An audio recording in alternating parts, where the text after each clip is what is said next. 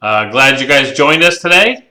We're going to talk about the two-letter release that happened just last week, where two-letter domain names weren't allowed to be issued last year when the new TLDs were released.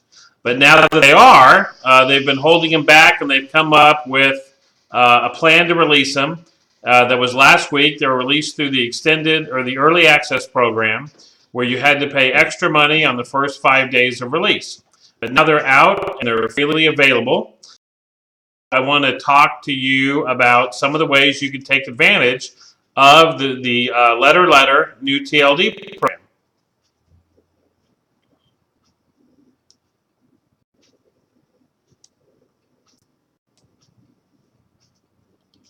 All right, going to get my screen set here. A little technical difficulties on this, the first ever live broadcast of DNTV. My name is Page Howe. I've been in domain business for about 15 years and really believe in the power of domain names to make your website better.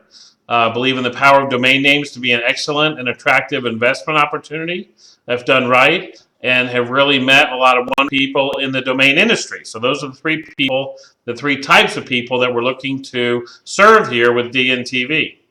So one of the things that happened last week is the letter were issued in the new top-level domain names.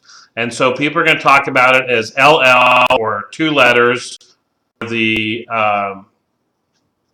Some people would call it CC if it's consonant, and then CV if it's consonant vowel. But I think most of the time when you deal with two letters, they're so rare, they're so attractive that people just call them LL.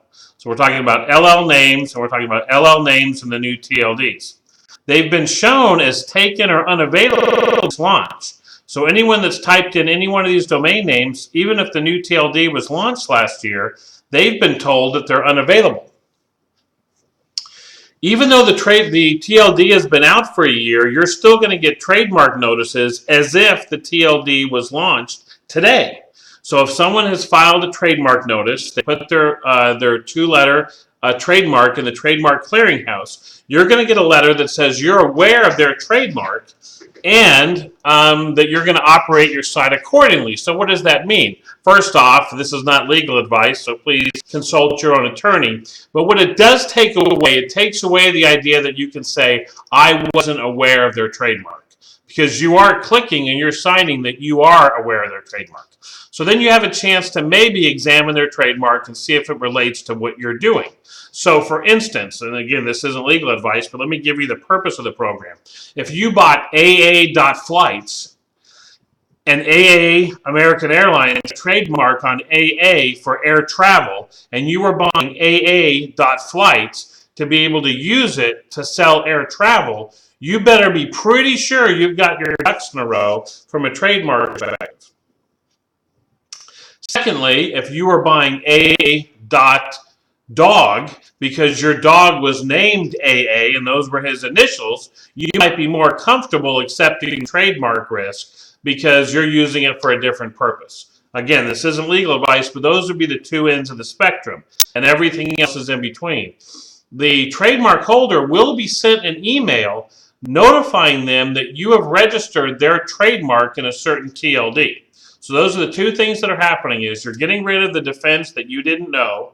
The person getting an email saying someone has registered a name and extension.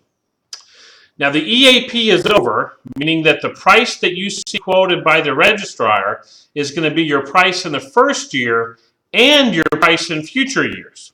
So if it's $299, that's your price now, and it's going to be your price in future years. Now, could there be future price changes? It's complicated, but the answer is yes.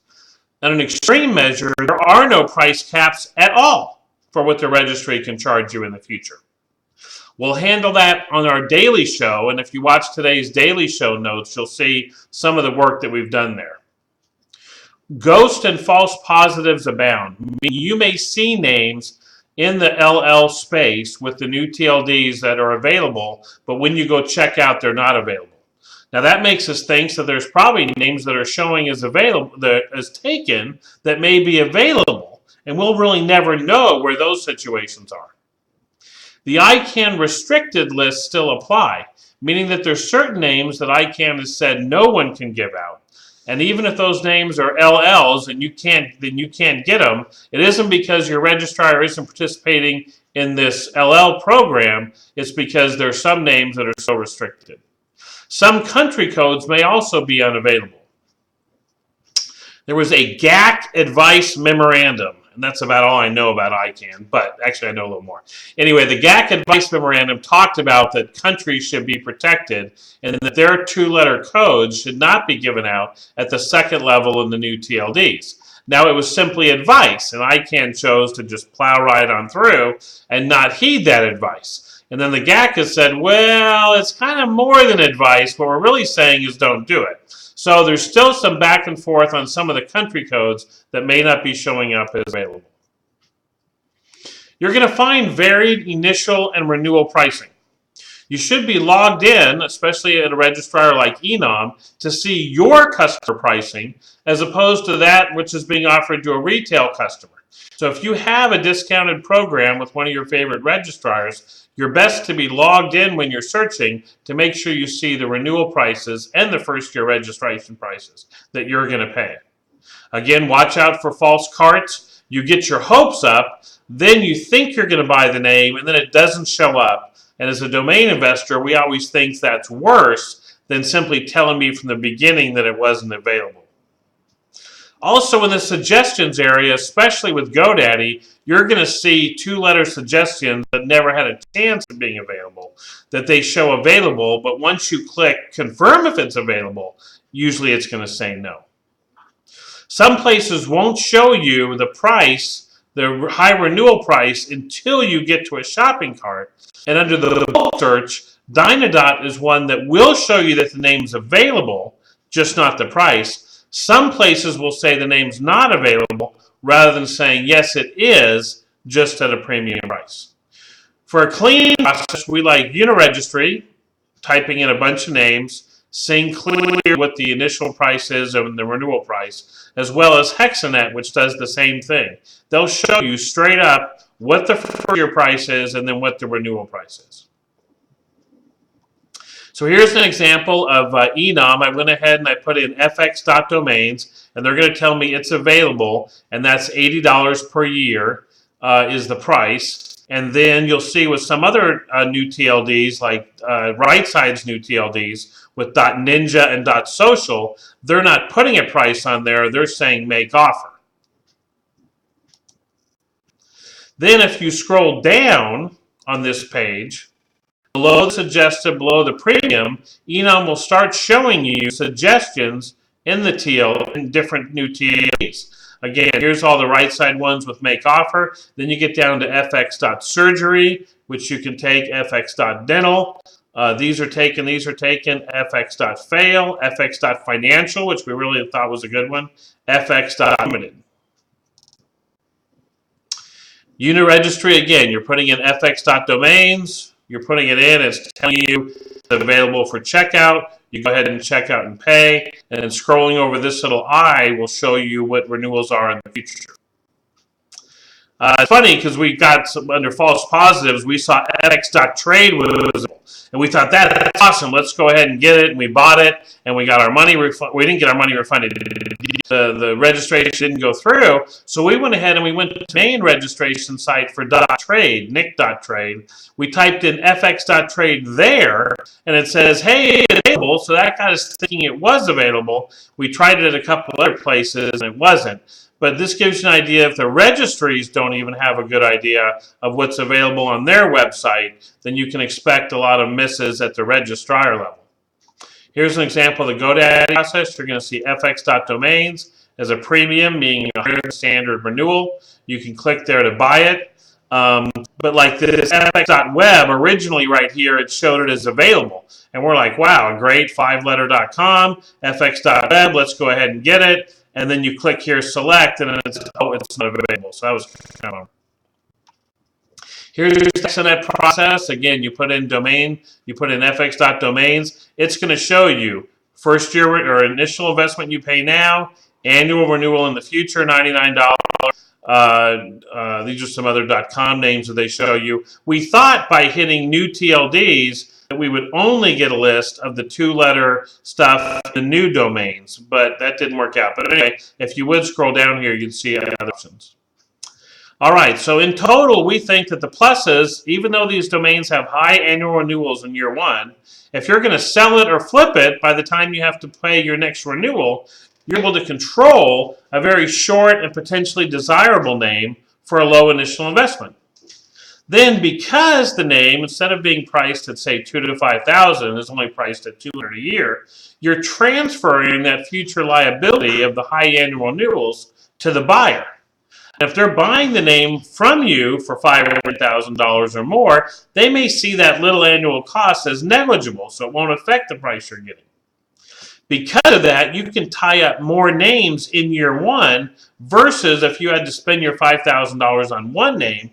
Now, technically, your $5,000, even at a name that's a $200 a year premium, you can tie up 24 names, but get ready for next year's renewals.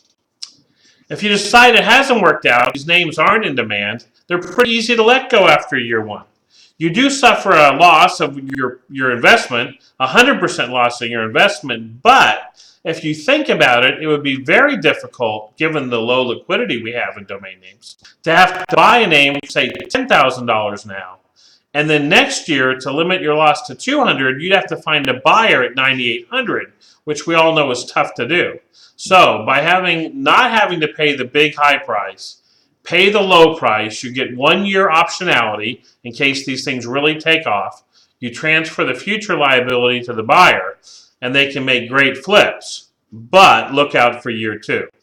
Year 2 comes, and all of a sudden you've got high renewal bills. And even though you thought your first year investment was just your cost, now you've got an expense, which means now you've got to sell one of your premiums just to be money to pay all the renewals.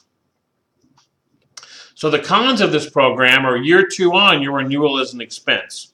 A lot of times we look at the first year cost as an investment, as principal. Well, I haven't lost anything because this domain is worth much more than I paid for it. Most registries and registrars in their heart of hearts will agree that it's going to take a long time for these new GTLDs to be seen as the same or just as good as .com. And as long as it takes to do that, you're going to have to keep paying these renewal fees, even though in 5 years, people are going to see the same asset, a 2-letter new TLD domain name, as they see now. But your cost has gone up over 5 years. Year 5 especially is the danger zone. You get to a point with a $200 per year name where you've got $1,000 invested, so it's almost too much in to drop. Yet you may not be able to sell it for a premium, one, because the registry itself may be making other inventory available. Other people may have let their names go. One of the few pros is that you can deduct the expense as an option price. So in conclusion, try for singularly unique names. Try to find names where the second level or the actual TLD has very little substitutes. That makes yours rare and scarce. If you're running keyword stats, run them across the dot for fantasy.football or office.supplies or fx.trade. Secondly, you can sit there and say, imagine year 2. Would I drop the name or would I not? And find out whether you're truly going into it with a 1-year speculation or whether, no, you think, no, I'm going to keep this name for 2 to 5 years. Type the name in mobile to get a feel about how long it is. How long is the left of the dot? How long is the right of the dot? LLs are special in .com where they're going for $800,000 to over 3 to 5 to maybe $10 million.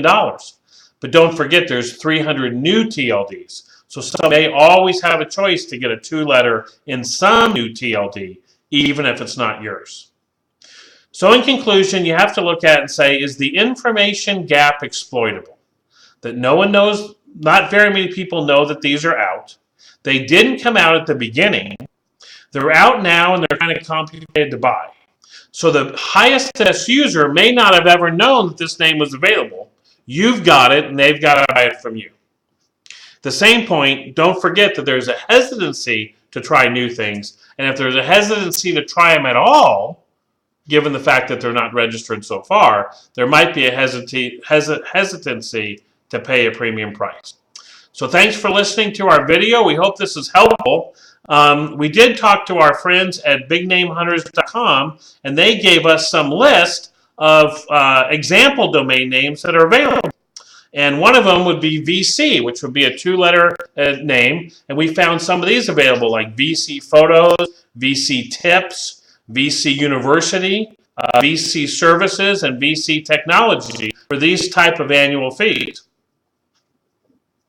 Forex is another word that does well in 2-letter domain names because of the FX abbreviation. So if you look at fx.associates, fx.cash, fx.company, fx.education, these are 2-letter names in these different TLDs that we think might have some real potential.